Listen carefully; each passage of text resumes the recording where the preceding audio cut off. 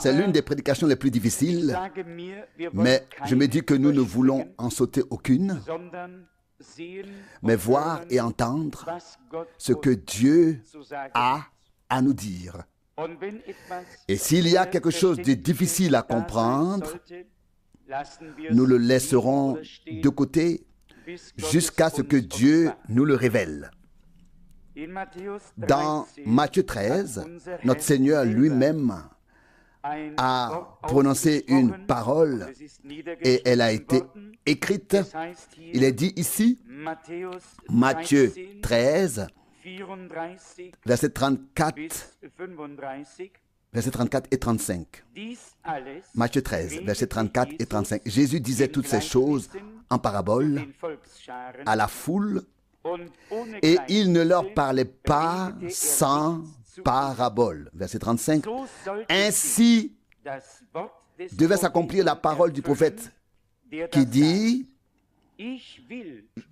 j'ouvrirai ma bouche en parabole, je proclamerai ce qui a été caché depuis la fondation du monde. Nous savons que le Seigneur Jésus a dit en son temps ce qui avait été prophétisé par les prophètes pour ces jours-là, qui devaient s'accomplir autrefois dans ces jours-là. Il a résumé tout ce qui devait s'accomplir à cette époque, puis il a dit à la fin: ne fallait-il pas que s'accomplisse tout ce qui est écrit dans la loi de Moïse, dans les psaumes et dans les prophètes? Luc 24, 44. Lorsque Paul exerçait son ministère, il écrit dans Éphésiens, peut-être lirons-nous également ce passage, dans Éphésiens, chapitre 3, où il est dit au verset 4. En lisant cela, vous pouvez reconnaître ma familiarité avec le mystère du Christ. Verset 5. Il n'a pas été manifesté aux fils des hommes dans les autres générations, comme il a été révélé maintenant par l'Esprit aux saints apôtres et prophètes de Christ. Au verset 9, nous lisons: afin, dans Éphésiens 3, verset 9, afin de donner tout l'éclaircissement, à savoir quel est l'objectif lié à la réalisation du mystère qui a été caché depuis les temps anciens en Dieu le Créateur de toutes choses. Afin que les dominations, verset 10, et les autorités dans les lieux célestes connaissent aujourd'hui par l'Église la sagesse infiniment variée de Dieu. En particulier, le passage suivant, le mystère caché depuis les temps anciens en Dieu le Créateur de toutes choses. Ouvrons le passage bien connu là-dessus des Actes des Apôtres au chapitre 3 et lisons ici le même mot, la même formulation, depuis les temps anciens. Et cela ne parle pas ici de cette horloge des minutes, mais depuis le commencement. Acte 3, verset 21. Il faut que le ciel le reçoive jusqu'au temps du rétablissement de tout, ce que Dieu a annoncé depuis les temps anciens par la bouche de ses saints prophètes. Il s'agit donc de choses qui ne sont pas seulement mentionnées ou notées en passant, mais qui sont des choses divines liées à l'histoire du salut qui font partie du plan de rédemption. Et cela inclut également l'ouverture des 7 sceaux, la révélation de tout ce qui était caché depuis les temps anciens, afin que cela soit révélé en ces derniers jours. Et nous l'avons entendu suffisamment souvent de la bouche de celui qui a été appelé. Et je pense que nous tous qui sommes ici ce soir sommes d'accord pour dire que Dieu parle, mais il ne parle pas à travers beaucoup de personnes. Il parle à travers la bouche qu'il a déterminée, désignée pour que sa parole soit transmise à travers elle. À travers elle. Se référant à la bouche de celui qui a été appelé. Et la parole, comme nous l'avons souvent entendu, ne vient pas aux théologiens. Elle ne vient pas dans les conciles et n'est pas révélée par des décisions et des délibérations, mais c'est par la révélation de l'Esprit que la parole de Dieu vient fraîchement du trône aux prophètes, et ceux-ci disent alors: ainsi parle le Seigneur, parce que Dieu leur a parlé. Et nous croyons que le message de la fin des temps, de cette parole de Dieu, est révélé par le Saint-Esprit, dans lequel toutes les choses qui ont été prédites pour cette époque ont été résumées et exposées. Dans cette prédication, ici, comme je viens de le dire, certaines choses sont très difficiles à comprendre, mais frère Branham lui-même a dit à propos des points qu'il ne pouvait transmettre avec une certitude absolue en tant que révélation. Il a lui-même dit: il se pourrait que ce soit ainsi. Et c'est quelque chose de tout à fait extraordinaire chez un homme de Dieu de cette envergure. Combien de personnes que Dieu n'a pas appelées sont ainsi convaincues d'elles-mêmes? Et un véritable homme de Dieu ici, qui était vraiment imprégné de l'Esprit de Dieu, à qui la parole du Seigneur est venue, sur les points où il ne pouvait pas dire avec une certitude absolue si le moment était déjà venu, il a laissé la question ouverte. Cela témoigne de la sincérité, de la véracité, de l'humilité et de la responsabilité devant Dieu. Et je crois que nous devrions tous l'apprécier et le comprendre. Paul avait le même esprit de Dieu et il a dit dans 1 Corinthiens 7, quand c'était lui qui parlait, il disait: c'est moi qui le dis.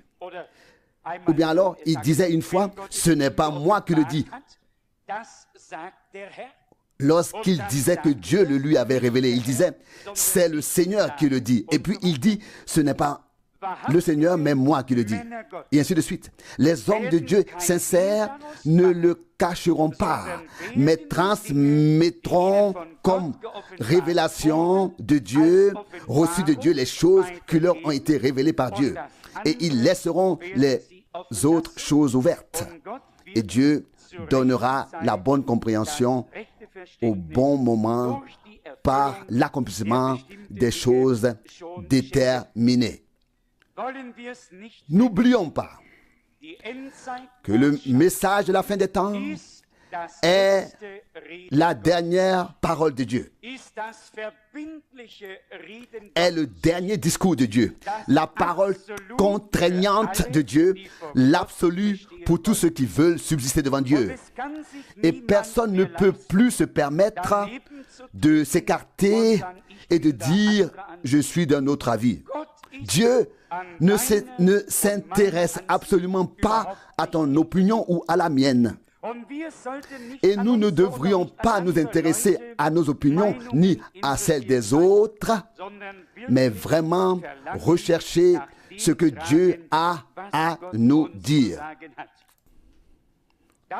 Pour cela, il est nécessaire que nos âmes soient en harmonie avec Dieu, soient apportées en harmonie avec Dieu, qu'elles puissent se nourrir de nourriture spirituelle, de la nourriture spirituelle et de la révélation. Je lis ici à la page 6 de la prédication mentionnée. Les passages bibliques sont connus. Ils sont tirés de l'épître de Jude, de 2 Pierre 2, versets 4 à 5 et de 1 Pierre 1, verset 3. Les passages bibliques qui ont été lus sont connus. Vous pouvez les relire vous-même. Il est dit ici, venons-en maintenant à ces âmes en prison, ces âmes qui sont actuellement en prison. L'âme de l'homme n'est pas le corps de l'homme, c'est l'âme. Et l'âme porte la nature de l'esprit. Quand la nature d'un homme, comme il a dit que nous sommes morts, l'Écriture nous dit clairement que nous sommes morts et que notre vie est cachée en Dieu par le Christ, scellée en lui par le Saint-Esprit. Cette citation ici résume 2 passages de la Bible. L'un est tiré de Colossiens 3, versets 1 à 4, et l'autre d'Éphésiens chapitre 4, verset 30.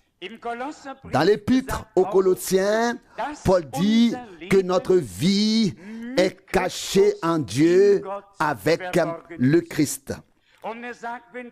Et il dit, quand Christ apparaîtra dans notre vie, alors nous aussi nous apparaîtrons avec lui dans la gloire.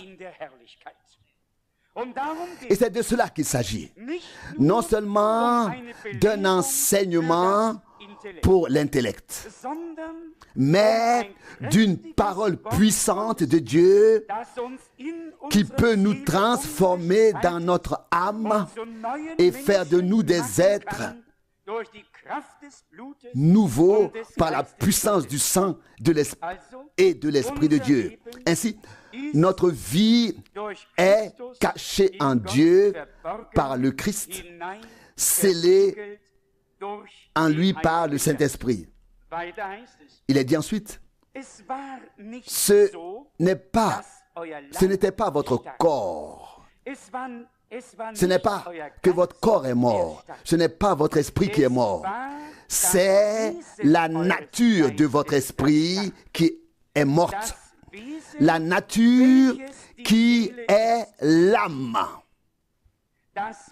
L'âme de la nature plutôt de votre âme, c'est Dieu.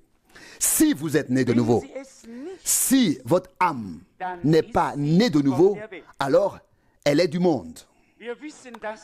Nous savons que notre Seigneur a dit dans l'évangile de Jean, au chapitre 3,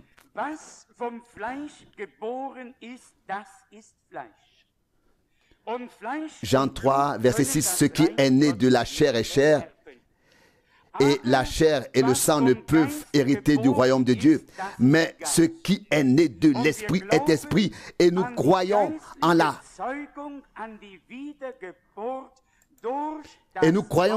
la nouvelle naissance opérée par l'esprit. Naître de nouveau par la parole et l'esprit de Dieu. Et alors, c'est à ce moment-là seulement que notre âme est changée et transformée par la nouvelle vie qui entre en nous. Et frère Branham dit ici, ce n'est pas votre corps qui est mort et ce n'est pas votre esprit qui est mort, c'est la nature de votre esprit qui est morte, la nature qui est l'âme. Et c'est là que nous en arrivons au point. Ce qui est encore visible sur terre, donc terrestre, n'est pas encore changé. transformé. Mais ce qui est dans notre âme doit avoir été changé déjà maintenant, doit avoir été transformé. Et je l'ai toujours dit, si notre âme n'est pas transformée, n'est pas changée, nous attendons en vain la transformation, le changement de notre corps. Nous savons tous que la transformation, le changement de ceux qui sont en Christ aura lieu. 1 Corinthiens 15, 51, car c'est ce que dit la parole de Dieu dans 1 Corinthiens 15 et aussi dans 1 Thessaloniciens chapitre 4, que nous serons changés. 1 Thessaloniciens 4, verset 17. Mais le changement, la transformation du corps ne peut avoir lieu que si la transformation, le changement de l'âme a eu lieu. Et je pense que grâce à la proclamation la plus puissante de tous les temps que Dieu nous a donnée, à travers la révélation prophétique de la parole, Dieu devrait réussir à créer en toi et en moi une nouvelle nature par sa grâce.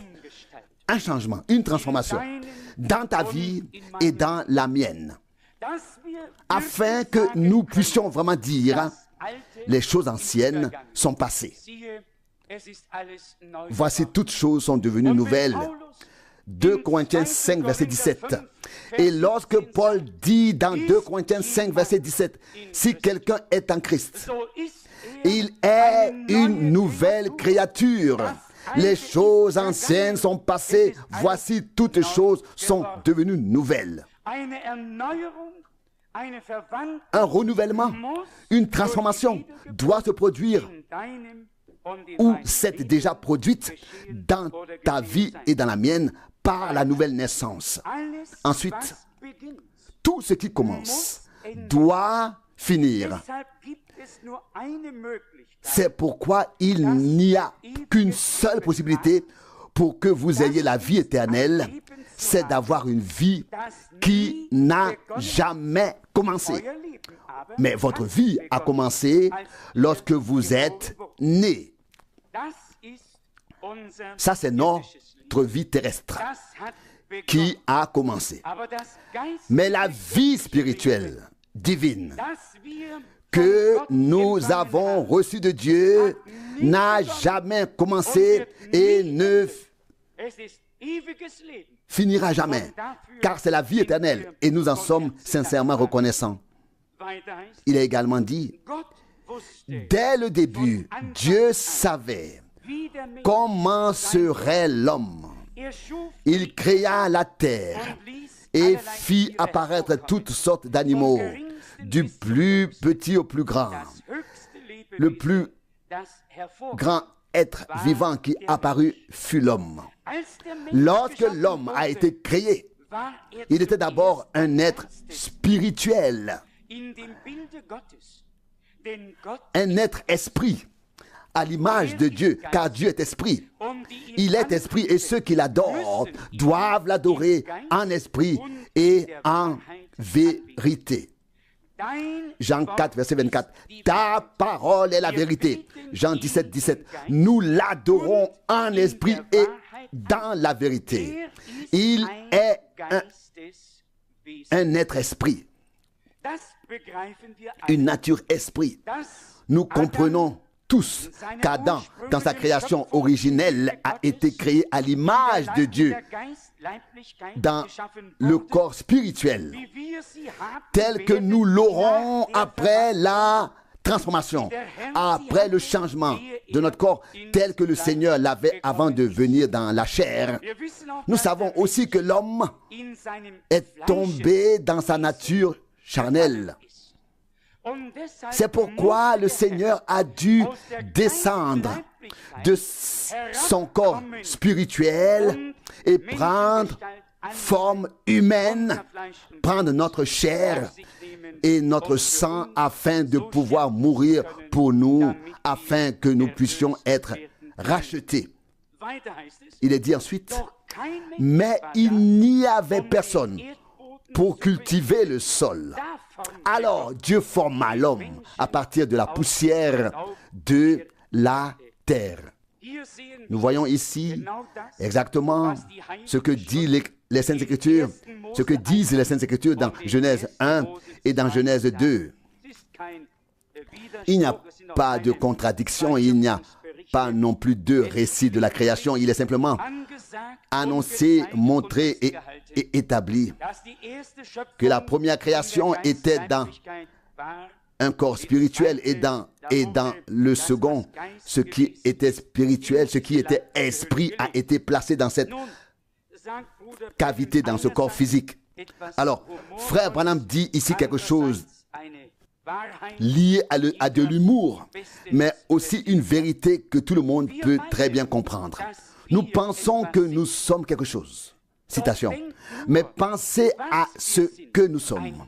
Un tas de boue. Rien de plus. Car tu es poussière et tu deviendras poussière. Genèse 3, 19. Alors, si vous voyez quelqu'un dans la rue qui se prend pour quelqu'un, vous savez, quelqu'un qui a un peu d'éducation, etc. Et puis il résume tout cela et dit ici, ce n'est qu'un tas de poussière indienne et il y retournera. Au fond, vous n'êtes donc rien de très spécial. Vous voyez, c'est vrai. Voilà où vous en êtes. Mais l'âme en vous, c'est l'âme sur laquelle Dieu agit. L'homme extérieur, et c'est ce que nous disons lors des funérailles, ce qui est de la terre retourne à la terre. Genèse 3, 19. Mais les Saintes Écritures disent que Dieu insuffla dans les narines de l'homme un souffle de vie et l'homme devint une âme vivante, pas un corps vivant, pas un esprit vivant, mais une âme vivante. Et nous remarquons que frère Branham met ici l'accent sur l'âme de l'homme, car la vie est dans l'âme et dans le sang. Lévitique 17, verset 11. Donc, mais c'est l'âme en vous, l'âme sur laquelle Dieu agit. S'il parvient à faire en sorte que la nature de l'esprit s'harmonise avec lui, alors cette nature, la nature du monde, meurt. Et l'amour pour le monde aussi meurt. Les choses du monde sont mortes alors. Car si vous aimez le monde et ce qui est dans le monde, l'amour de Dieu n'est pas en vous. 1 Jean 2, 15. Et nous savons, comme notre Seigneur l'a dit, nul ne peut servir deux maîtres. Matthieu 6, 24. Soit l'un, soit l'autre. Et il y a des gens sur cette terre qui sont destinés au royaume de Dieu. Ils sont destinés à entendre, à écouter la parole de Dieu et à croire en l'évangile de Jésus-Christ. Ils sont destinés à recevoir le pardon, à naître de nouveau, à une espérance vivante et à être remplis du Saint-Esprit et de l'amour de Dieu. Il est également dit ici, citation, un homme doit naître de nouveau. Et cette nature doit mourir. Alors, la nature de Dieu entre en vous et vit en vous. Dieu est le seul qui n'a jamais commencé et qui n'aura jamais de fin, qui ne peut avoir de fin. Très facile à comprendre. Notre vieil homme, ce que nous sommes réellement, doit mourir afin que Dieu puisse mettre en nous une vie nouvelle, divine et éternelle. Et pour cela, nous écoutons sa parole. C'est pour cette raison que nous écoutons sa parole. Non seulement pour pouvoir dire Pas pour pouvoir dire plus tard, oui, c'était une prédication ou une remarque, mais la parole de Dieu doit commencer à produire, à opérer quelque chose, à savoir ce à quoi elle a été destinée, envoyée. Elle ne peut pas revenir à vide. Elle ne peut pas revenir sans effet. Et le message de la fin des temps non plus et tout ce que Dieu a dit ne peuvent pas non plus revenir vide, sans effet. Elle apportera, la parole de Dieu apportera. Tous ceux qui sont destinés à entendre, à croire, à accepter, ils seront alors emportés dans l'enlèvement. C'est-à-dire par la parole qui est descendue du ciel et qui a été révélée à notre époque. C'est par elle que nous serons enlevés.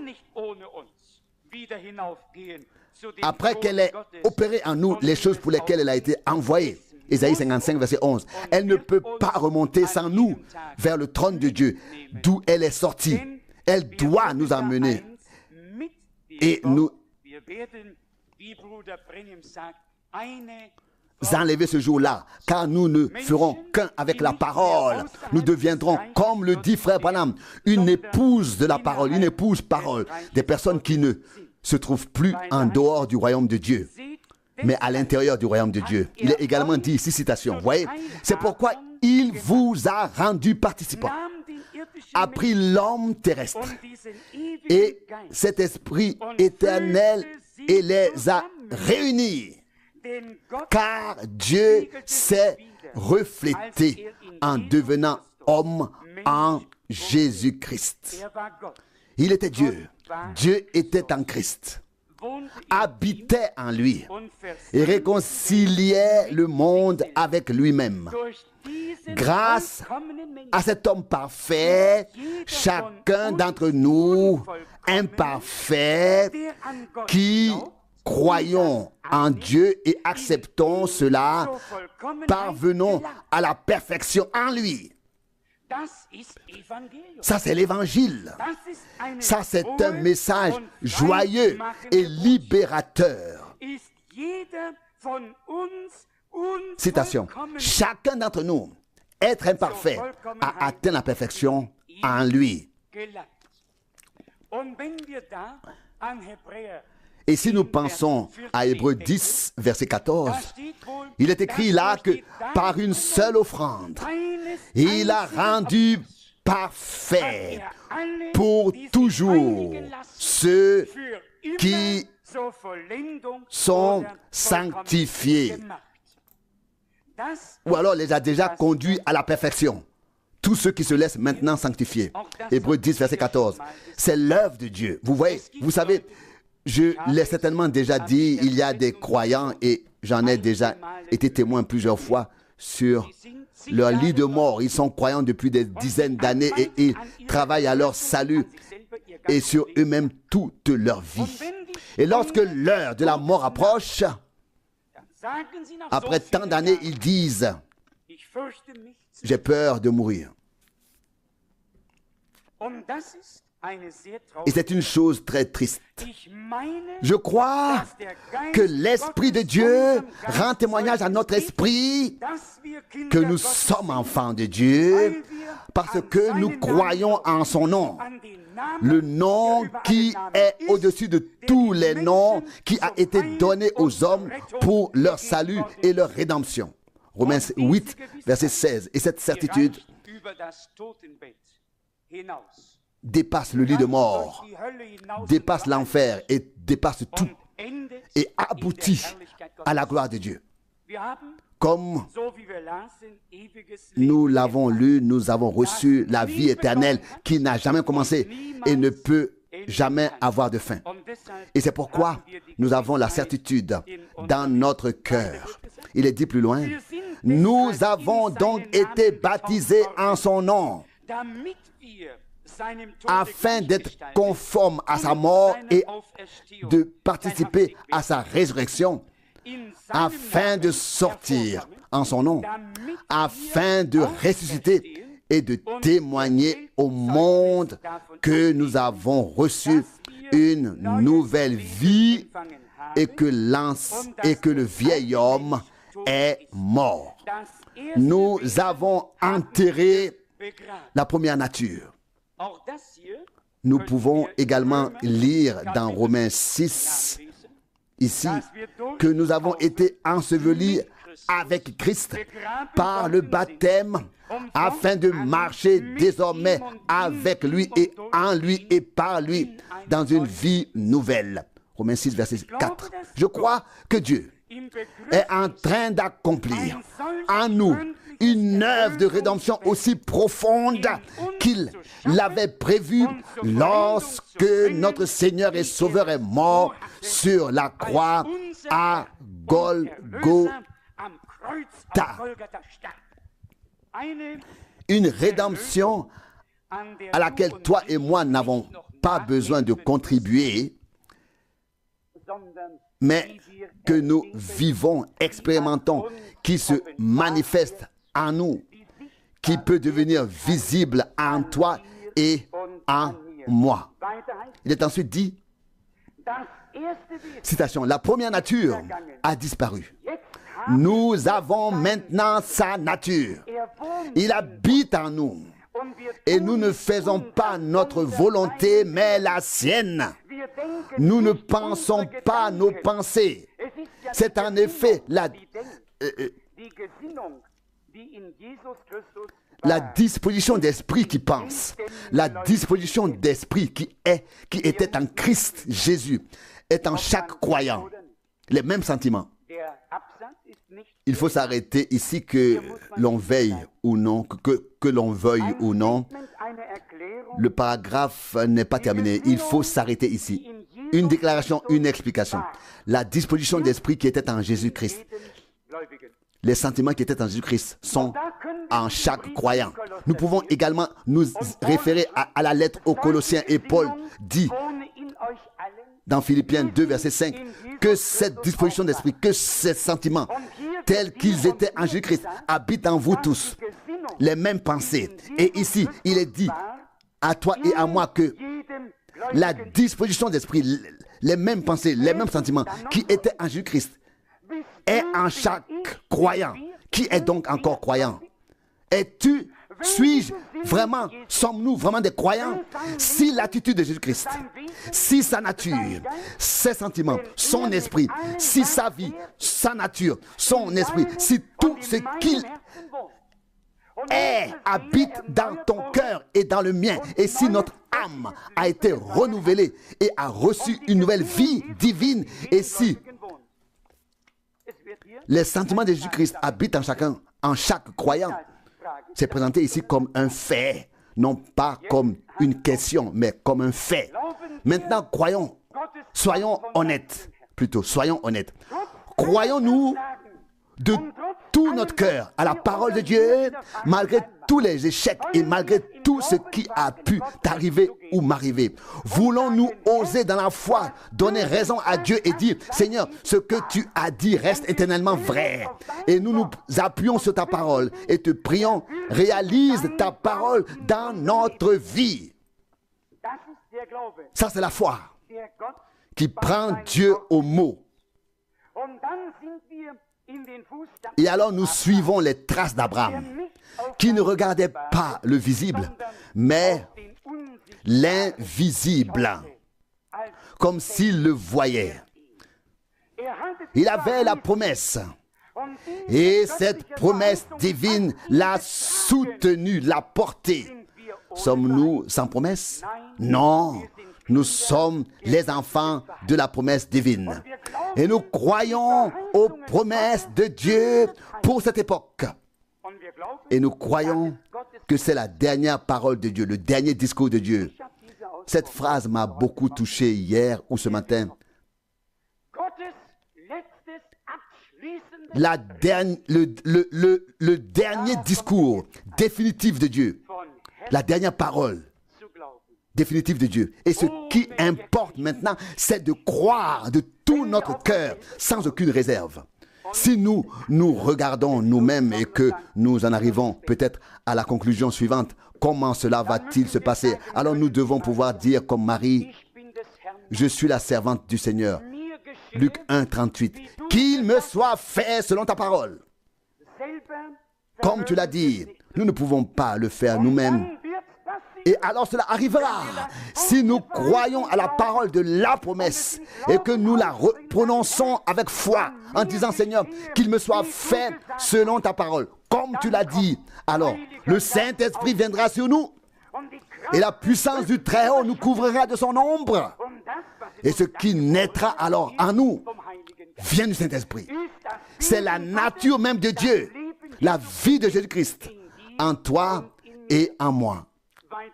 Il est dit ensuite, là-bas se trouve l'âme. Et c'est de cela que nous parlons. Je pense maintenant que l'âme est en nous, dans notre intérieur. Quand nous y réfléchissons, il se passe souvent beaucoup de choses et nous nous demandons pourquoi elles se produisent. Nous nous posons des questions et nous interrogeons les autres. Mais si nous sommes chrétiens, nous finissons par constater après un certain temps que tout sert à notre bien. C'est aussi une chose qui ne passe pas inaperçue chez aucun croyant. Je me demande, et vous aussi, nous tous, pourquoi cela a-t-il dû arriver? Pourquoi est-ce ainsi? Et nous avons beaucoup de pourquoi, et c'est ici que le passage de Romains 8, verset 28 est cité, que nous connaissons tous très bien. Tout concourt au bien de ceux qui aiment Dieu. Il est dit ici, nous nous interrogeons et réfléchissons. Pourquoi cela est-il arrivé? Pourquoi beaucoup de choses arrivent-elles? Et nous nous demandons pourquoi elles se produisent. Nous nous posons la question et nous la posons aux autres. Quel est le sens de tout cela? Que nous répondions ou que d'autres répondent, ce n'est pas une réponse. Ce dont nous avons besoin, c'est d'une réponse de Dieu. Et la réponse de Dieu est Romains 8, 28.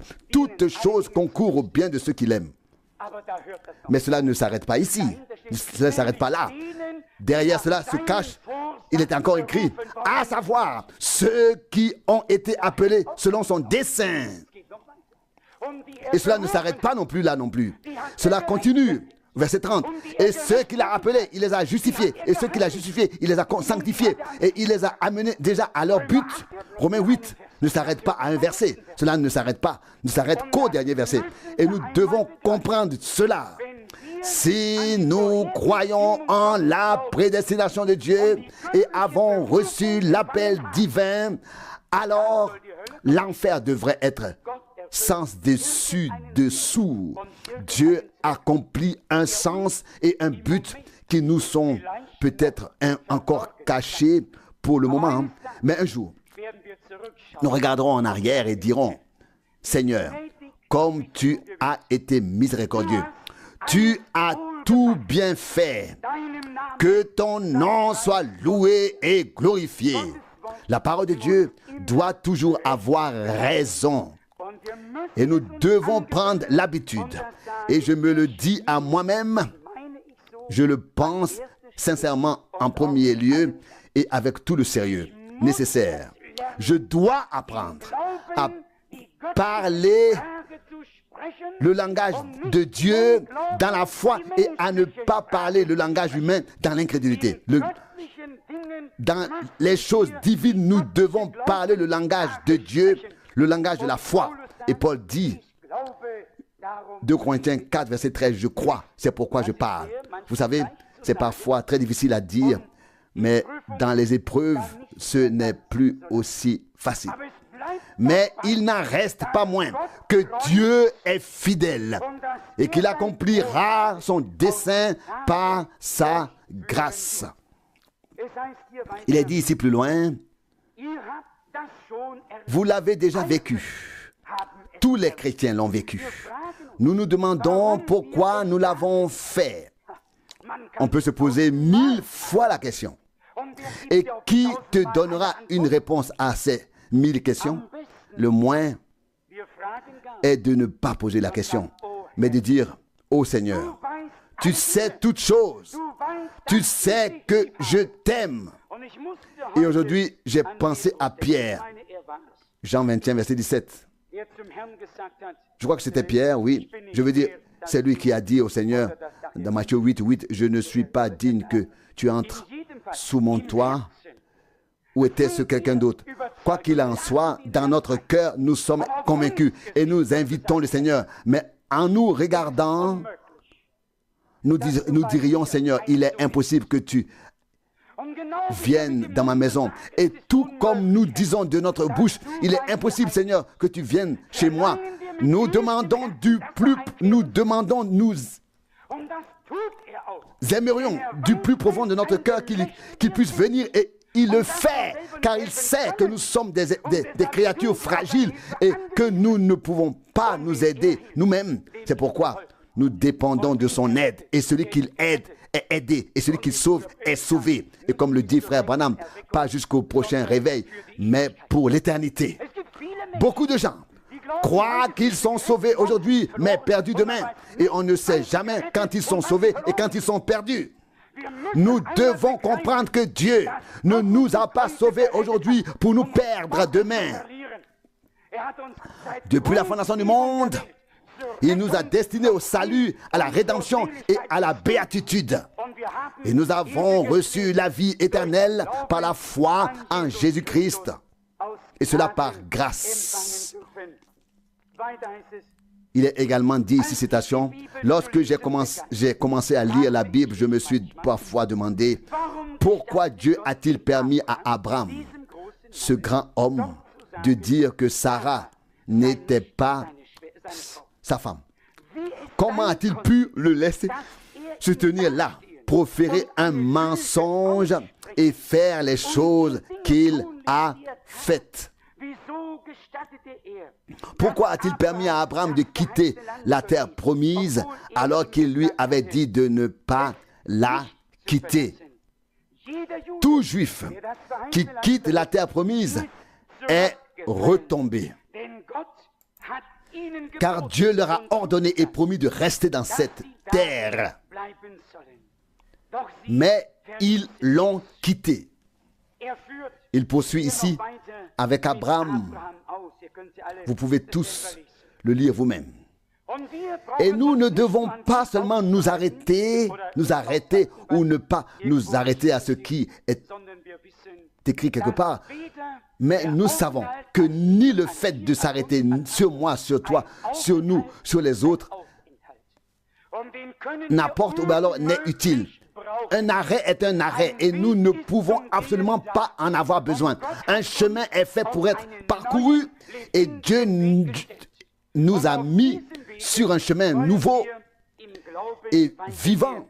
Et c'est sur ce chemin que nous voulons continuer à marcher dans la foi. Il est dit ici, citation, c'est difficile à comprendre cela, mais si cela n'avait pas été le cas, nous ne saurions pas ce qu'est la grâce.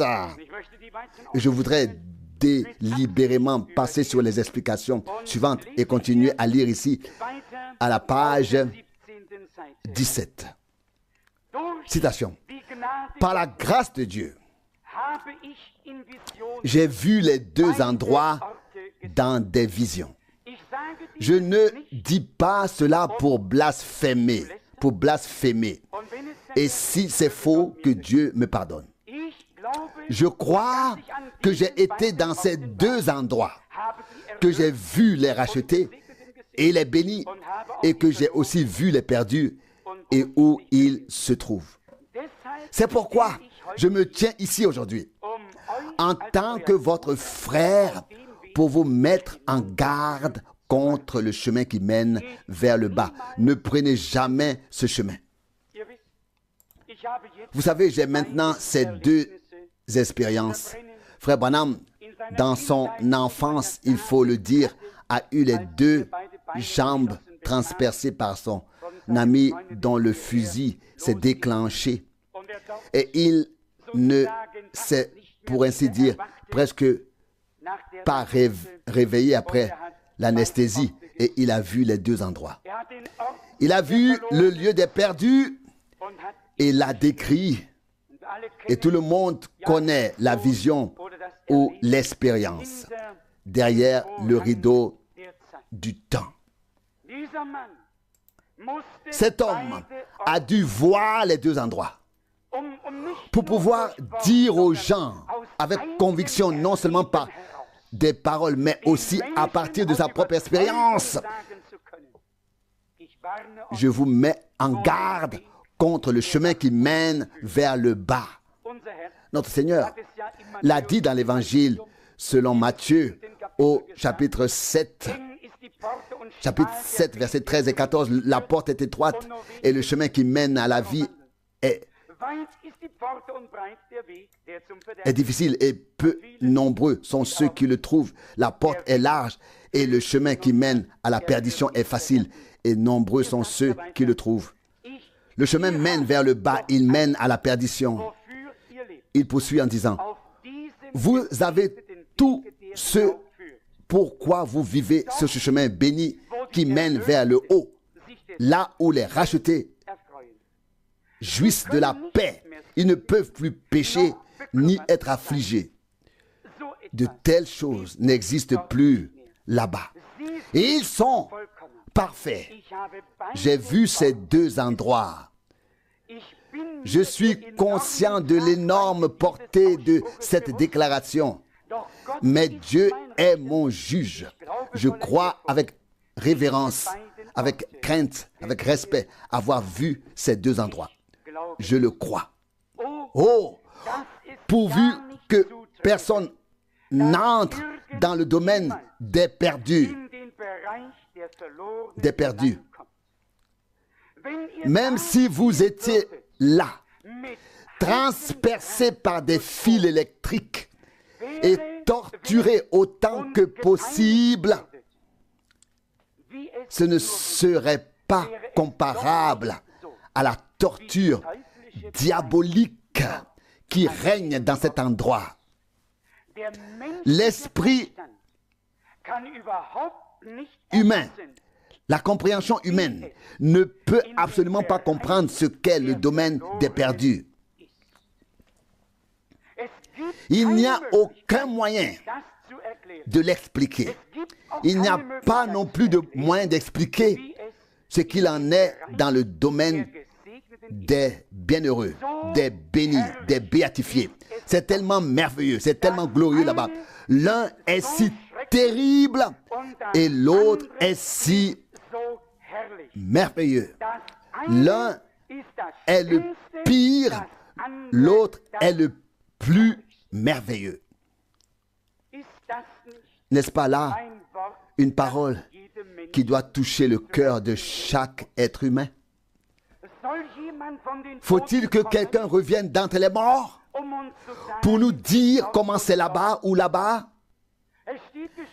Il est écrit, notre Seigneur l'a dit dans Luc 16, verset 31. Ils ont Abraham et les prophètes qui les écoutent. Et s'ils ne les écoutent pas, ils n'écouteront pas non plus quelqu'un qui ressusciterait d'entre les morts et leur dirait la même chose. Qui peut entendre? L'homme à qui Dieu ouvre le cœur. Beaucoup entendent l'évangile avec leurs oreilles terrestres et ne le relient pas à la foi dans leur âme, ne se laissent pas toucher au plus profond d'eux-mêmes et passent à côté. Ce soir, Dieu fait à tous la plus grande offre qu'il puisse faire. Et il nous dit à toi et à moi, à nous tous, l'œuvre de rédemption s'est accomplie à Golgotha.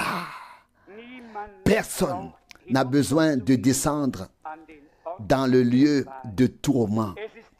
Il y a le salut, la rédemption et le pardon, la grâce et la guérison en Jésus-Christ, notre Seigneur.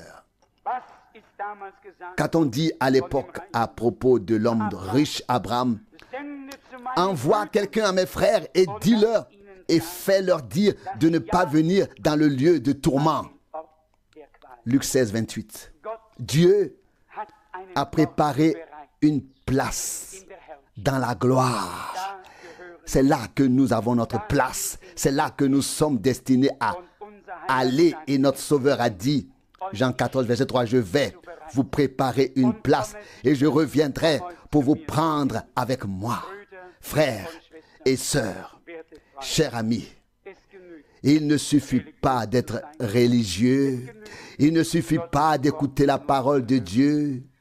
Demandons ensemble à Dieu de nous accorder sa grâce d'une manière si puissante que tout puisse devenir nouveau.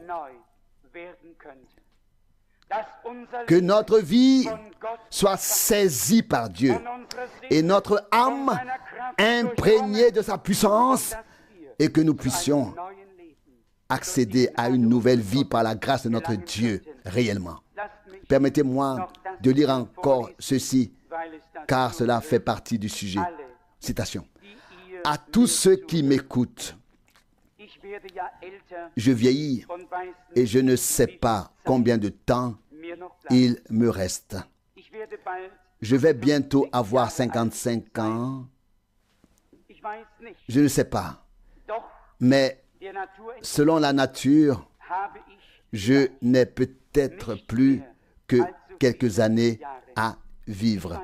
Je ne sais pas où cette bande audio finira ou ira.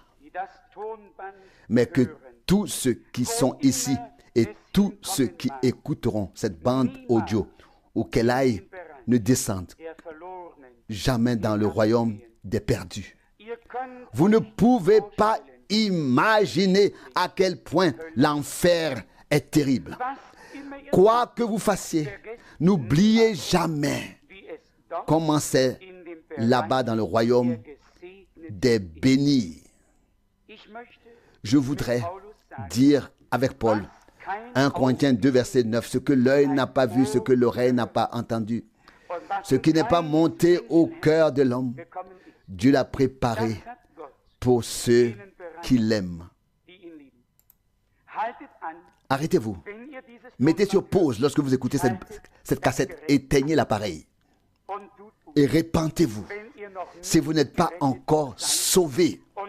Et mettez-vous en règle, en ordre avec Dieu.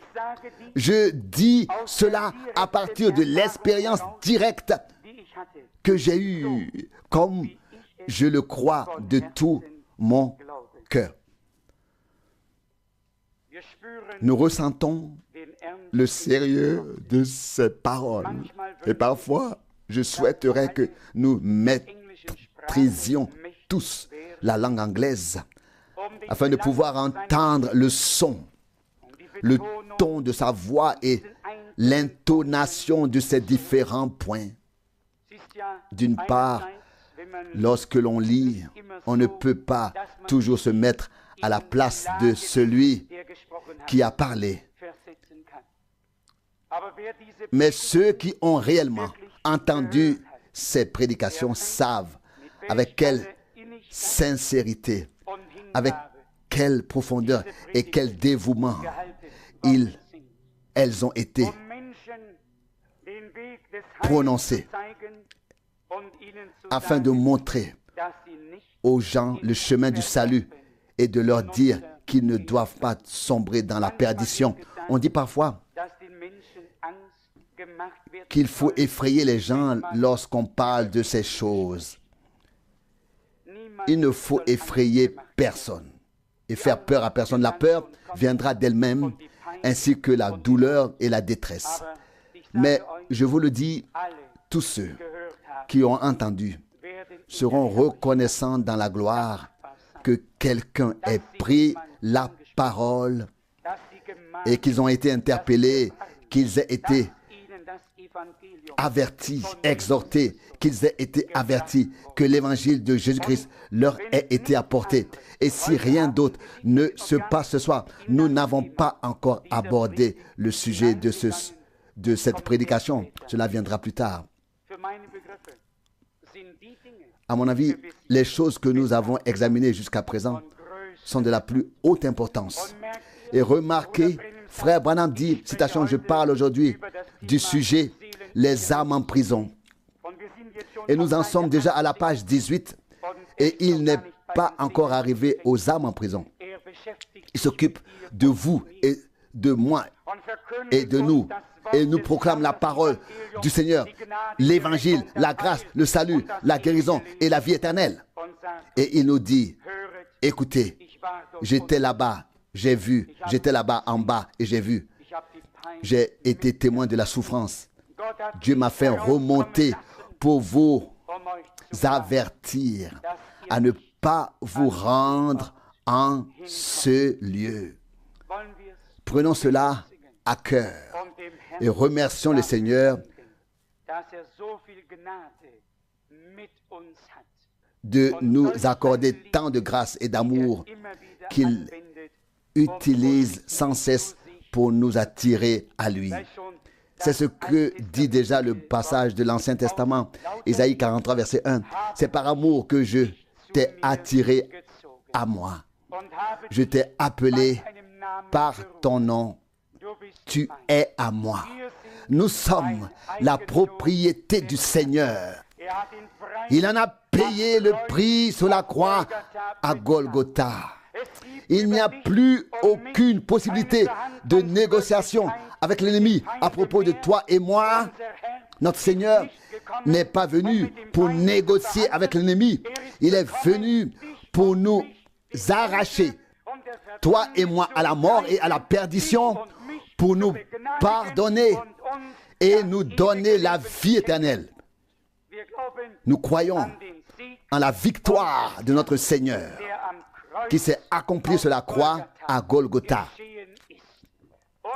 Notre Seigneur s'est écrié, tout est accompli. Jean 19, 30.